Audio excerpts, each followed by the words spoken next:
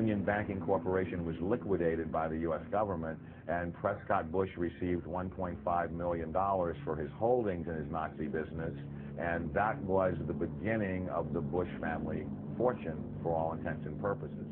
George Bush takes his inspiration from what he learned in Skull and Bones and from the Thule Society that Hitler and Goebbels and Goring cut their teeth in, Bohemian Grove, these evil organizations that perpetrate the ugly things that these criminals are doing to this country, for which they must be held accountable.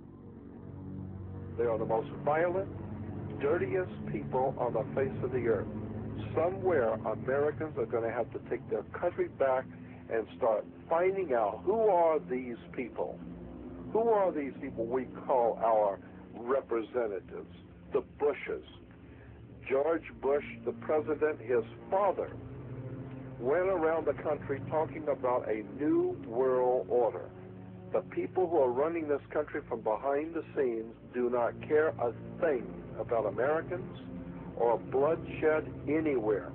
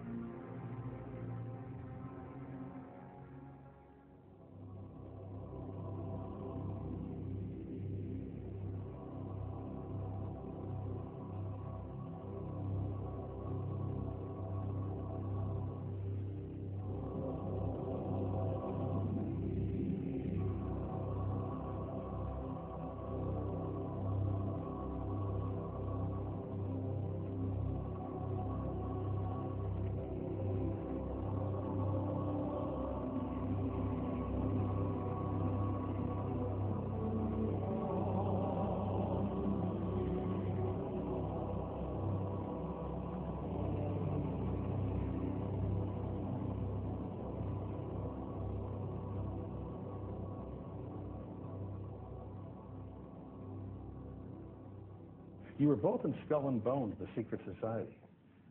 It's so secret we can't talk about it. What does that mean for America? The conspiracy theorists are going to go wild. I'm sure they are. I don't know. I haven't seen the website. Number 322. Sir. Were you a member of Skull and Bones with Olive and Bush? That's all right. Let me answer his question.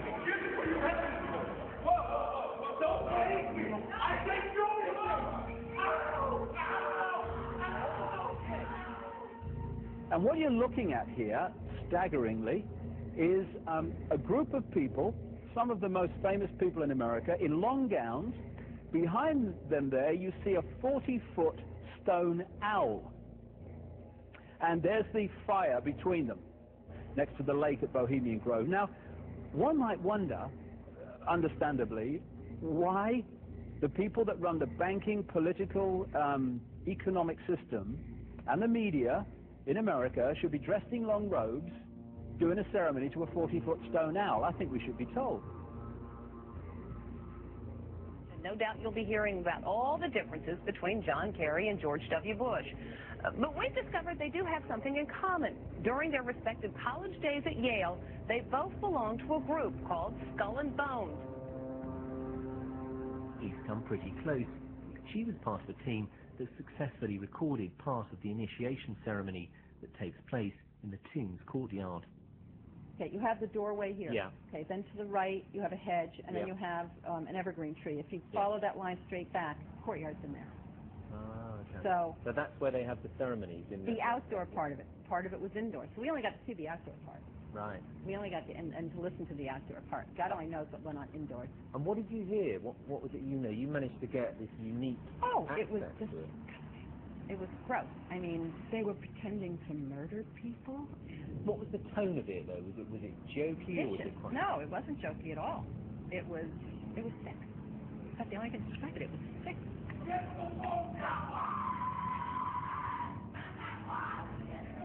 What you're hearing is the first recording ever made of the Skull and Bones initiation ceremony.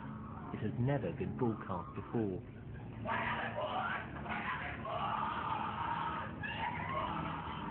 15 new members of the club are being introduced into the macabre rituals of Skull and Bones by the senior students who are about to graduate.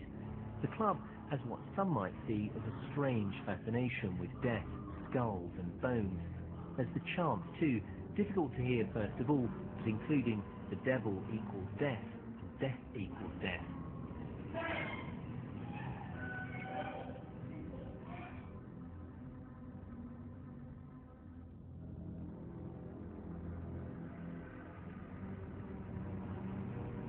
But when you get into a secret society of spirit worshippers, then, and especially when you're invited there by the direction of the higher-ups in the spirit world, you never get out of there alive.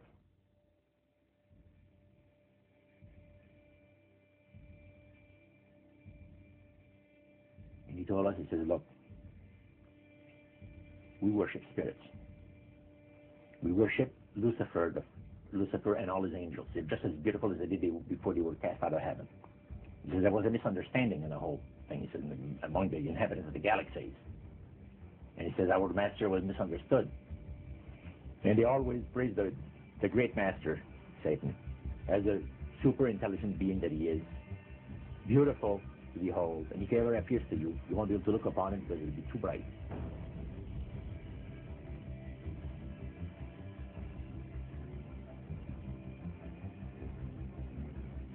What had Herbert Hoover, Art Linkletter, Jack London, and Richard Nixon all had in common? Well, they've all been members of the exclusive all-male Bohemian Club in California, where every year at this time, the elite from around the country get together for 2.5 weeks of fun and games.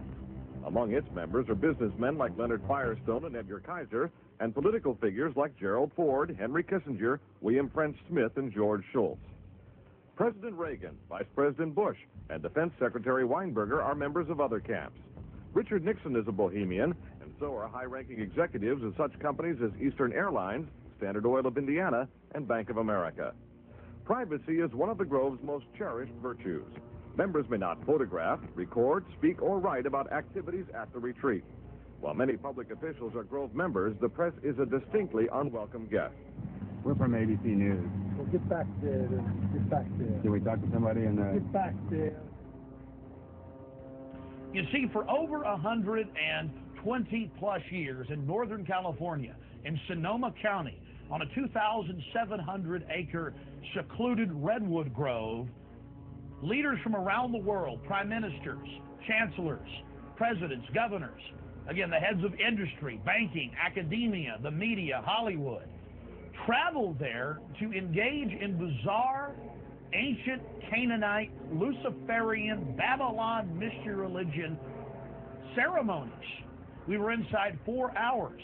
That's only one day out of the 2 weeks that they meet there for the admitted Summer Fire Festival of the Bohemian Club.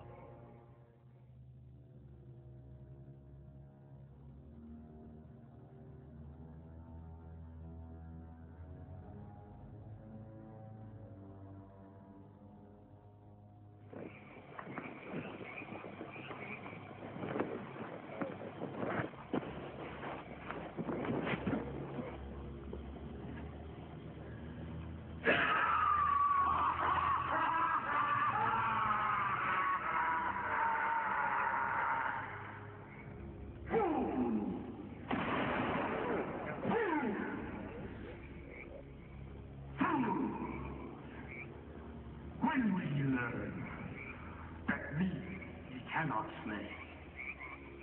Year after year ye burn me in this grove, lifting your puny shouts of triumph to the stars. But when again ye turn your faces to the marketplace, do ye not find me waiting as of old? Fools! Fools! Fools to dream ye conquer care!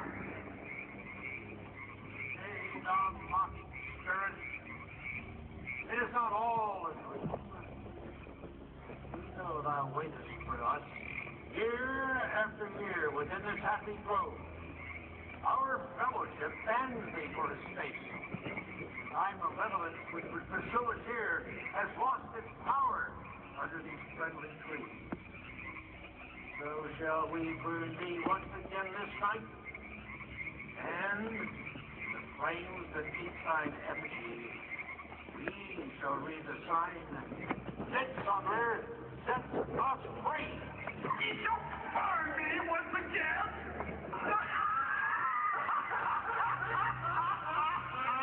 Not with these words, which hither ye have brought from regions where I reign.